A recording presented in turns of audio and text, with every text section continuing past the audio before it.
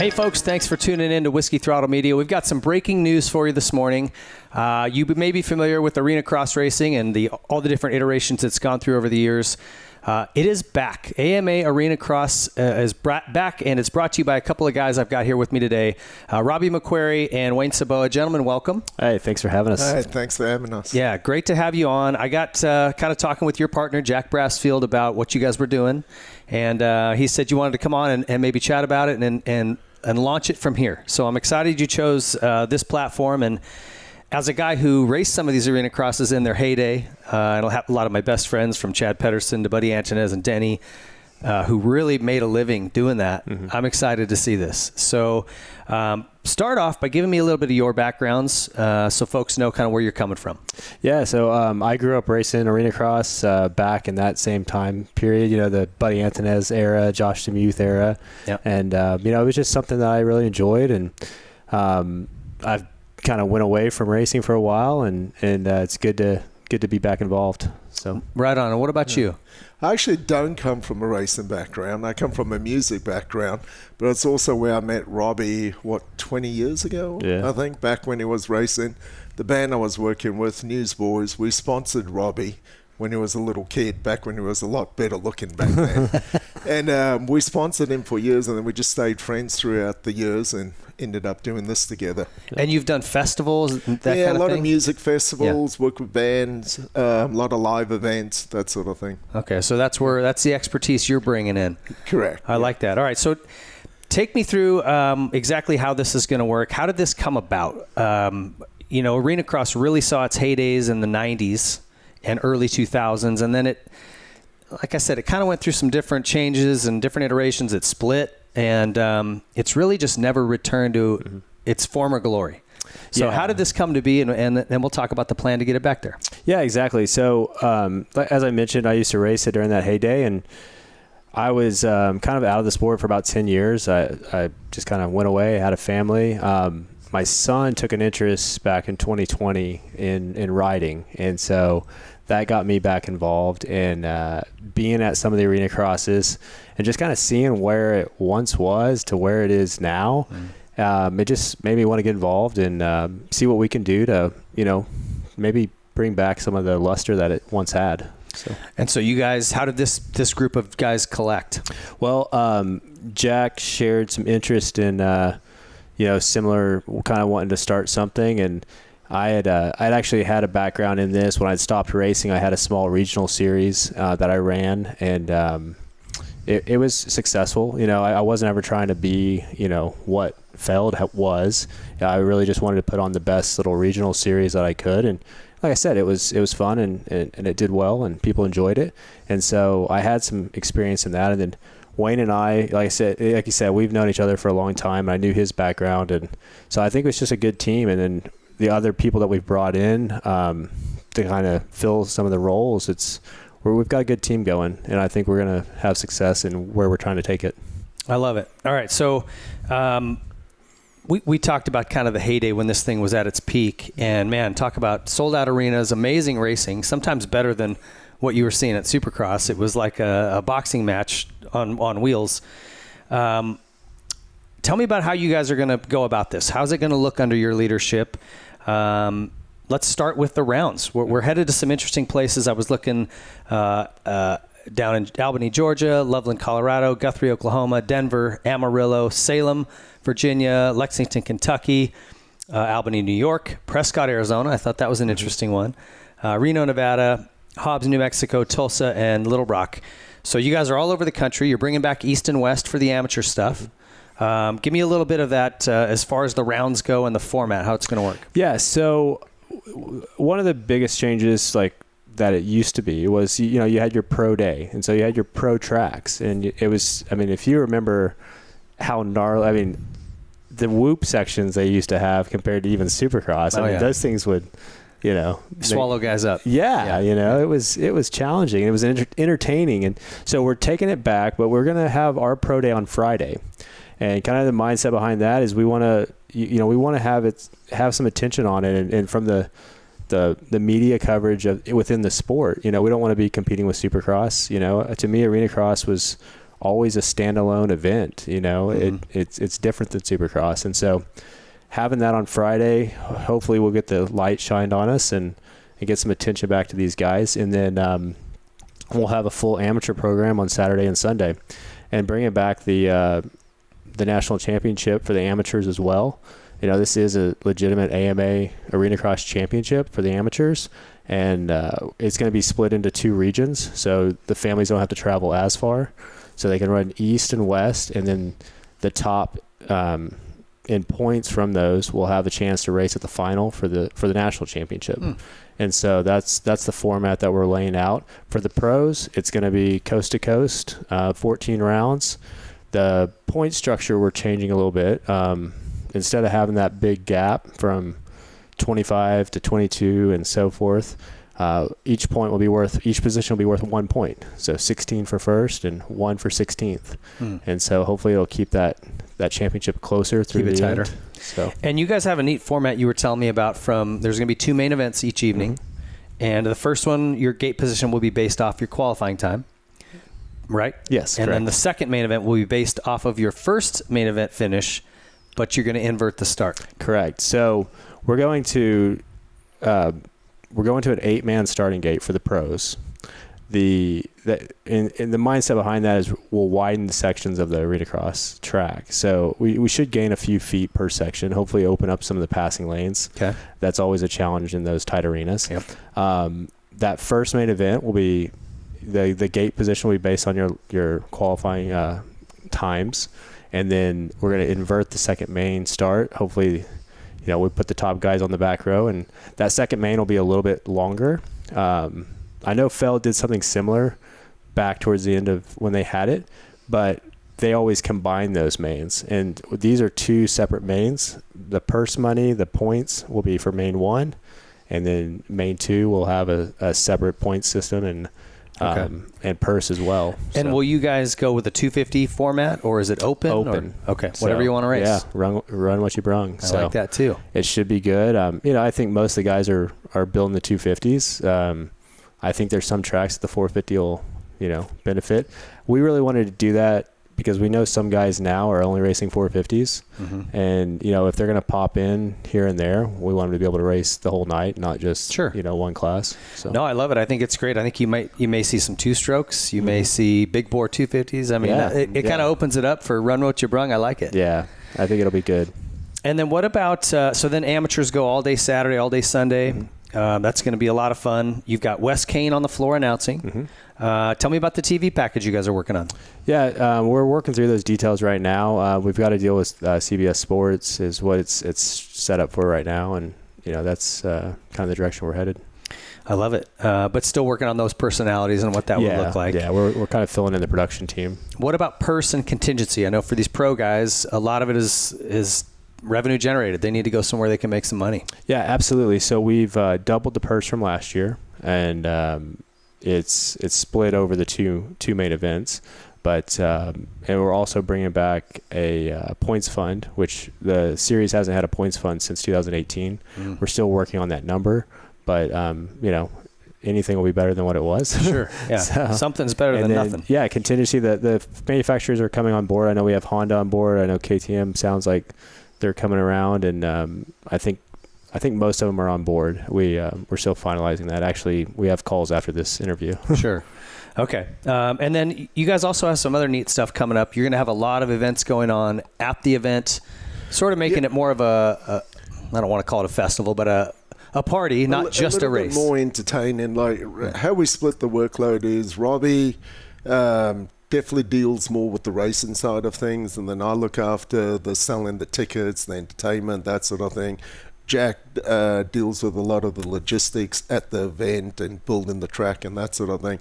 So what that does is we've got a local promoter that his sole purpose for that is to sell tickets to the event, to, a whole family package, mum and dad, the kids, come out and enjoy this night of racing. So racing is definitely the highlight of the evening, but we're also bringing in a DJ. We've got different things, jump competition and that sort of thing. We'll have a track party starting off at 6:30 before the racing, an hour before racing. People can walk the track, meet the riders. DJs playing in the background. We're bringing in some extra sound and lights to really beef it up, so you're actually having a really good time. Yeah. You know, and we want to make it an event for the whole family to come out and enjoy. Yeah, I love it. The pit party was always really popular back in the heyday again. Oh yeah, I did. Even the fans getting on the track and actually seeing how big the obstacles are. Yeah. That was always something I know they enjoyed. Yeah, and I think that all racing series should do that, because you don't get the right perspective from the stand. So that's neat. Tell me about this app that's also involved. You guys are really leaning heavy on that, and I want to know more about that. Yeah, so, kind of looking at being away from it for 10 years and kind of like seeing where it once was and where it is now, it's kind of like, where'd the money go, and where did the riders used to be able to make a really good living doing Arenacross, and it just had come down so far. And so one thing we want to do is I don't know, if the industry is going to get back to what it once was back then, but I think we can tap into the fan base and work on ways to monetize that for the riders. So on the app, we're working on a lot of things that will tie the fan into the event directly. And so one thing we're going to have a 1v1 race, a head-to-head race that the fans will vote on at each round. Okay. That'll be done through the app. There's also going to be a way to where the riders can upload their own profiles, their own social media content to the site. They can then, the fans can get involved with the racing directly. So they can donate, or they can incentivize them through performance.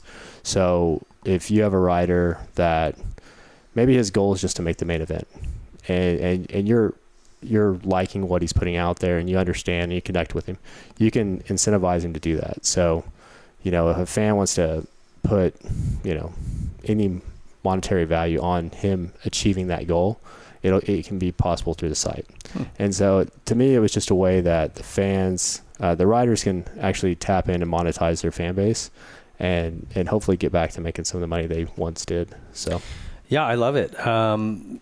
At Arenacross USA is your Instagram handle. Yes. Is that correct? Yeah. So is that live and up and running? Oh, yeah. Okay.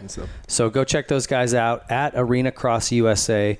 And there's also sponsorship opportunities available for companies looking to get involved still? Yeah, absolutely. We're still finalizing deals right up to the last minute. Yeah, and I know any new series, it's tough to get people to invest when they haven't seen a product yet, but you guys definitely have the experience, the backgrounds. You've already run these events. It's not like you're doing something you don't know what you're doing. Right. What about Track Builder? That's one thing we didn't talk about. Yeah, so Vernon McKitty is building most of the tracks. He's a former Supercross rider. He's been building tracks for, since he stopped riding. Yeah. So he does a good job, and we're excited to have him. So awesome. Yeah, that makes such a big difference. You got to be creative with the little limited space you have, and it sounds like even what you guys are doing with the start is going to open that up quite a bit and be a neat addition for you. Yeah, absolutely. So, we hope so. Well, cool. Well, let's bring in your other partner. We appreciate you guys. We're pulling for you. We're going to be here at Whiskey Throttle Media to help bring the news of each race weekend and promote this for you. Love to see you be successful. Well, thanks. Awesome. So great chatting with you. Let's meet the other party. Well, I want to welcome my friend Jack Brassfield to the show here. Jack, you and I go way back. You're the third part of this tripod here at Arenacross, but I remember racing you at Lake Whitney in like 1990 maybe? Yeah, I probably chased you. Yeah, Jumping Jack Brassfield on a Honda. My dad and I remember really enjoyed hanging out with you and your father, and good memories back then. Man, those were the glory days. I remember, like I said, I was probably more chasing your tail. I don't think you saw the back of my jersey, but yeah, it was good times. So, tell me a little bit of your background, kind of what brings you to the table here, your experiences, and how you're going to contribute to this project. So, the passion is what our drive is. All three of us, Robbie, Wayne, and I, we have a passion for putting on a show. Robbie from the concert world, Wayne from the concert world, Robbie and I from the racing world. And, not to say that it's what they had in the past was bad, but we think we can make it better. Sure. And, that passion is what is driving us, and I think we're going to have a successful season because of that. We got to talking and we had some ideas that haven't ever happened in our sport, that have never happened in Arenacross, and we're gonna jump on that.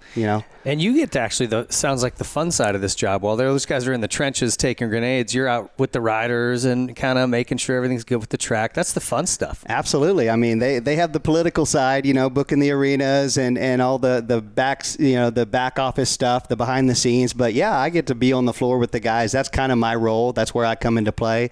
I'm hanging with the riders, the teams. We had a video shoot that I'm sure you're going to air here shortly. But, I get to try to piece that stuff together and interact with those guys, and that's really where I fit in anyway. Yeah. I'm with the racers. And we talk a lot about the heyday of Arenacross. What was it for you? What when you think Arenacross, who stands out? What era?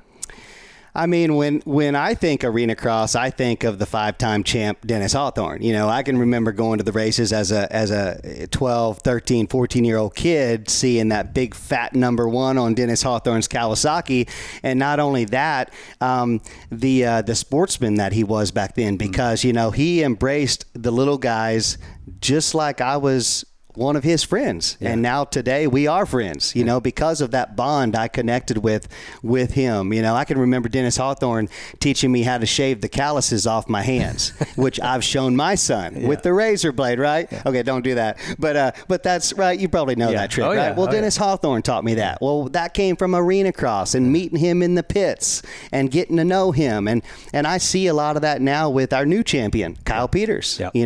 He interacts with the kids and it becomes a moto fam. Yeah. That's what's great about this sport. That is the neat thing about Arenacross. I watched, sort of the heyday for me was that Budman era, right? So whether it was Denny or Chad Pedersen or Mike Jones, rollerballing people, that was a fun era for me. But I remember those guys literally would be fighting on the track, and throwing hands. Right.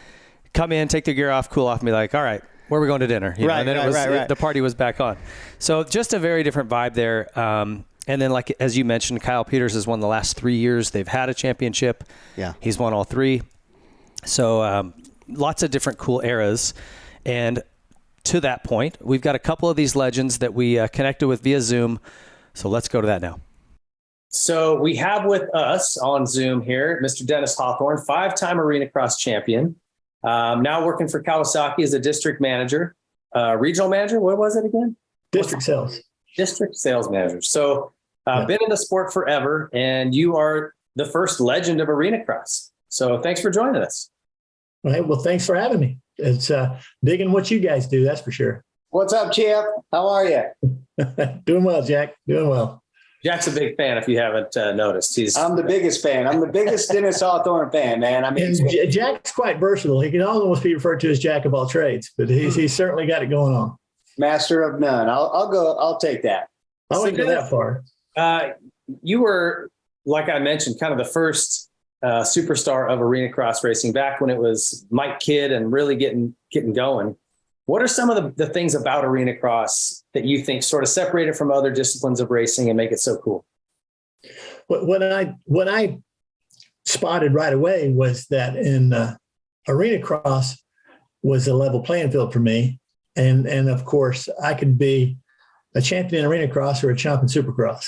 I mean, at Supercross, in 85, the production rule came in there in 86, I guess it was. And so the bike started getting better from then on out. But when I first started doing Arenacross in 85, there was a bit of a contrast between the bikes, the large one, and there still was to an extent. At any rate, the Arenacross, also, there was more than one main event. You had a 125 main and a 250 main, and then Mike Kidd would do the cash dash or dash for cash, however you want to say it.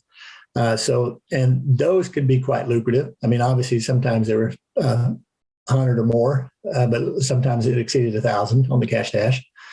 And it was only 4 laps, and all I had to do to get in that was win your heat race. Yeah. So those were always fun. And so the opportunity to make more money in Arenacross and be a champion of the series versus being a guy that, I mean, I can make main events in the 250 class then, it was no easy task, but I could still manage to do it. But it was only paid $1,000. And I got a ninth once and made $1,110. So it's $10 a spot. Yeah. So you can work your ass off for $10 a spot. Or I can do 4 main events that paid $1,000 to win those. And that seemed to be more profitable. And then whatever cash dash you got too. So yeah, it was just more enjoyable for me. And two, Mike Kidd started it in Texas when Mike started the series. And so that made it more an opportunity for me during the winter months to make money versus struggling to do other stuff. Sure. What is it about that type of racing that you found fun? Just being so tight and physical. I mean, a lot of times it's almost hand-to-hand combat. Well, it certainly got tight quarters at times, that's for sure. And you try to pass a guy clean. If he wouldn't have it, then you had to knock him out of the way. It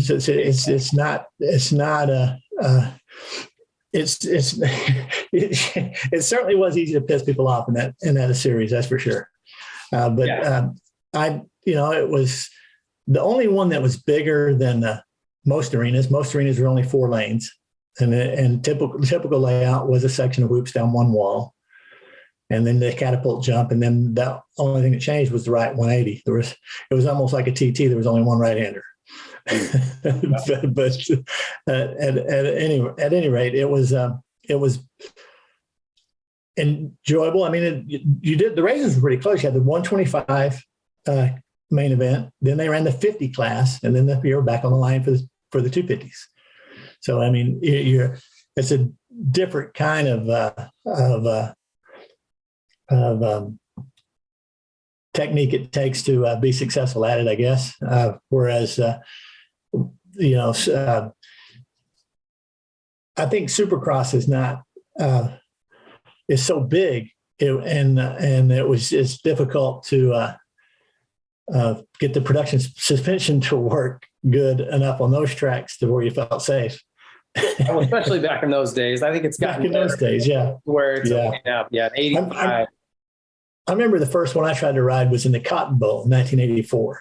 And I was just intimidated as all shit, man. The jumps were peaked that you had to land on, that you had to double those. And I was like, my God.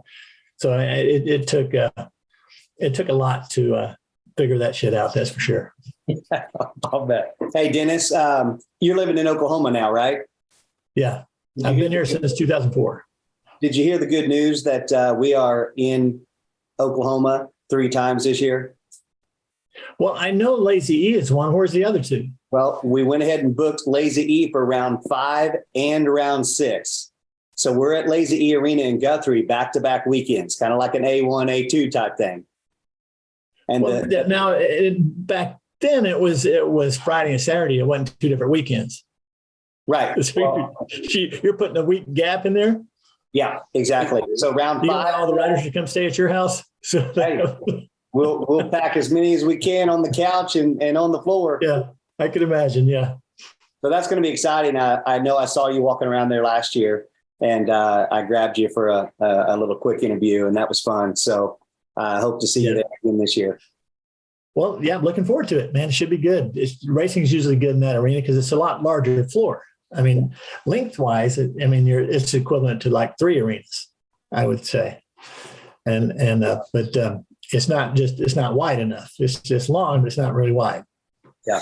Dennis, what changes did you see over the evolution of Arenacross from when you got started with it to kind of that Josh DeMuth, Buddy Antunez era, and then even now to what we're seeing these last few years? I would say probably simultaneously with Supercross. The 125 class started in East and West started in Supercross, 85? Somewhere in there, 85 or mid 80s. And that's when Arenacross started. And then at the time, there was no salaried riders riding Arenacross in the time that I ran it. Then you had Antunez and Stevenson, and those guys need to ride. And Whitley was smart enough to bring them in onto his team and get them in the program. Then you had salaried riders in there. Then when Josh came in, he made quite a bit with his team, and it's on your shirt and on that sign behind you. They had lucrative pay for him too. Yeah. So they had So that's the variance is that. And I remember Robbie Raynard won his championship in '93, the year I broke my feet. He came through and won it. Then I believe it was the next year he was riding it too. And Danny Smith ended up being champion because they did it where there'd be a main event in one state and then a main event in another state. And depending on which one you went to, you either had the heat or you didn't have the heat to race with. And so the guy could earn more points because there was less down. And not necessarily, no disrespect to Danny, but he did the right thing he needed to do to win the damn thing, but he didn't have to go heads up against Robbie every time. Right. That's an interesting way to win it, huh? A little different. Yeah. But no, like I say, no disrespect. It still had to earn it, but it was made a little easier. Well, we're sure excited about it kind of coming back in a big way and actually being an AMA championship again. I'm stoked for Jack and these guys, what they're doing. And we thought, man, if we're kicking this series off again, we better get the original champ on to talk to him a little bit. So we appreciate you taking the time. Hey, well, thank you guys for taking the time to have me on and keep on rocking and socking. Yeah, we'll do. You do the same. I'd be remiss if I didn't say let the good times roll. There you go. Attaboy. Way to get that marketing in there. I love it. All right. Thanks so much, Dennis. All right, Jim. Thanks, y'all. Appreciate it. All right, bye. What's up, guys? How are you, Kyle? Doing great. How are you guys? Real good. Thanks for taking a minute to talk to us. Oh, absolutely. I love doing this stuff. Thank you for having me. All right. So we're just sort of kind of doing a little video here, launching this new AMA Arenacross series. And we had Dennis Hawthorne on, kind of the original champ. And we wanted to jump to the current. Oh, yeah. So we just got some questions here for you. So we'll just jump into it. You good? Cool. Sounds good. Yep. Okay. All right. You ready over there? Brandon, we're going. All right. Well, we went from the first original Arenacross champion to the reigning champ, Mr. Kyle Peters. Thanks for joining us, bud. Thank you for having me. What's up, champ? You just get done riding? Yes, sir. Just got done at the track, doing a little bike work. Hop in here, talk to you guys. Awesome. Cool. All right. Well, hey, so what was the first Arenacross race you did? Did you do some of the old ones back when they were still the other series? No, the first one I did like essentially on a big bike. I think I did some on a 50, but 2020 when I signed with Phoenix, that was the first year. Okay. Well, so as we talk about this new series that's coming, you're going to be back on bigger tracks, like real Arenacross tracks. That's got to be exciting to somebody like you who certainly has the technical ability. Yeah, for sure. You know, the past couple of years, it's been fun. But yeah, definitely we were lacking that technical aspect of Arenacross that makes Arenacross. But I'm really looking forward to it. This year is going to be a tough one coming off the injury that I had. It's kind of just an unknown on how I'll feel, how everything's going to go. And it's also exciting for me to get back out there on the racetrack and be able to race again. So, well, what update can you give us on that injury? So I just got back on the bike not too long ago. Recently, just slowly getting back into it on the turn track, whatnot. I just actually went to the doctor yesterday. It's right at 6 months now since I got injured. So he says everything's healing up good. One of the fractures in my neck still isn't completely healed. So, I mean, you know, doctors, they're going to put the worst case scenario in front of you. So they'll try to scare you into not doing anything wild or crazy. But the way I look at life is, anything can happen at any time. And this is what I love to do. So I'm going to continue to do it. I started wearing a neck brace again. So hopefully that will help out a little bit. And yeah, there's just a bunch of hurdles to go through between having to strengthen my neck back up, having to, so I have seven vertebrae that are fused. So I don't have a whole lot of movement in my neck, and that's definitely causing me to ride differently. So yeah, it's going to be a fun year. It is what it is, huh? I guess right. To keep you from looking back behind you. Absolutely. Yeah. Definitely can't do that. Yeah. What do you think of this new format? The first main event is going to be based on your qualifying times, and the second one based on your first race result, but inverted. As a fan, I love it. I mean, I think awesome, right? It puts the fastest guys in the back of the pack at least once during the weekend. Yep. But as a rider, I'd be a little bit mixed emotions on it. For sure. As a fan, I see the excitement in it, wanting to see guys come through the pack. But as a rider, I personally don't like it, but It's not on me. I didn't race Arenacross back when they did that, so this is completely new to me. I don't know how it's really going to work with the guys that we have in the series. It's just going to be, it is what it is. I'll do whatever I have to do to try to come through the pack and make it work, and we'll stay positive and just go for it. Well, and I think if you still had those really watered down tracks, this would be tough because you don't have those technical sections to separate folks. Yeah. Now that you're going to have a real set of whoops, you should be able to one or two guys a lap, right? Absolutely. So like Guthrie, Oklahoma, we can fit a full Supercross track in that floor. So I think it's going to be a lot easier there than it would be in Loveland, Colorado, or Denver, Colorado, where it's the hockey arenas where they're super tight. That's going to be where it's going to be it's going to be tough. Yeah. You're going to have to work for it, aren't you? But hey, absolutely. Yeah. It's 3-time champ, baby. You got it. That's what we're going for. Going to try to go for 4. See what comes. We'll put our best foot forward and do everything that we can. Well, so far you're 3 for 3. Every year you've tried, you've been successful. So we're excited to see what happens. Arenacross USA is coming, and I'm stoked for it. We're going to be here to support it at Whiskey Throttle Media. We'd love to have you on the show too at some point. So let's stay in touch. Yeah, absolutely. Man, best of luck. Take care of that neck and go kick some butt. Thank you, man. Yeah, I'd love to be on the show whenever you guys get a chance, whenever it's a good time. And thank you for having me on. I'm stoked to be back. Stoked to be racing again. And it could have been a lot worse. So I'm very blessed and thankful to be in the spot that I'm in. Right on, man. Well, thanks for taking the time for us today.